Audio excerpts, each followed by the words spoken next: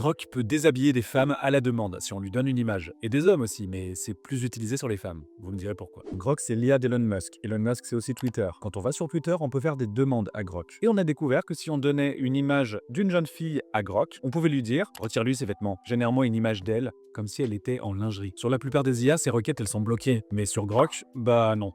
Tout roule, il s'exécute. Je vais essayer de vous mettre quelques exemples en illustration sans faire bannir la vidéo, mais c'est assez explicite. Alors comment ça marche en gros? Parce que oui, j'imagine que vous voulez savoir pour un ami.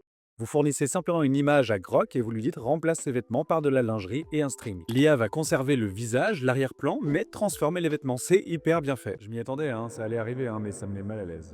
Et à l'heure où je tourne la vidéo, on peut toujours le faire, ça n'est pas interdit. Elon Musk se pose comme un grand défenseur de la liberté à tout prix, au risque de propager aussi le mal et la violence. Bref, vous me direz, Grok peut déshabiller tout le monde. On peut déshabiller les garçons et les femmes. On est tous dans le même bateau sur une mer de merde, vous me direz. Sur l'article que je lis actuellement, ils disent avoir essayé avec Eric Ciotti aussi, et ça a très bien fonctionné. Donc finalement, ça peut être un peu drôle quand même. Plus sérieusement, quand on se penche un peu dans les recherches, on se rend compte que c'est évidemment les femmes qui sont targetées, uniquement les femmes, et très souvent dans un but de les érotiser pour les humilier, sous leur publication par exemple, en le postant en commentaire. Alors c'est Twitter, vous allez me dire, c'est la cour de récré, c'est le principe, c'est celui qui sera le plus drôle en étant le plus méchant, je connais. Mais là le sujet c'est la liberté accordée par Grok d'érotiser n'importe quelle image, de transformer n'importe quelle image en un contenu sexuel. Oui, il le permet, contrairement aux autres IA. Et c'est un grand point de fierté pour les utilisateurs de Grok. Et les défenseurs d'Elon Musk en fait, c'est les libertariens total. Et je serais curieux de savoir ce que vous en pensez en fait. Est-ce qu'il faut tout autoriser au risque de créer des situations de violence, de haine ou de harcèlement? Ou est-ce qu'il faut trouver un juste milieu en censurant, oui, le mot est là, un minimum certains contenus? Bref, c'est toujours le même paradoxe de la tolérance. Faut-il être tolérant avec les intolérants? Ou faut-il se pencher vers un despotisme bienveillant, comme l'appelait Platon?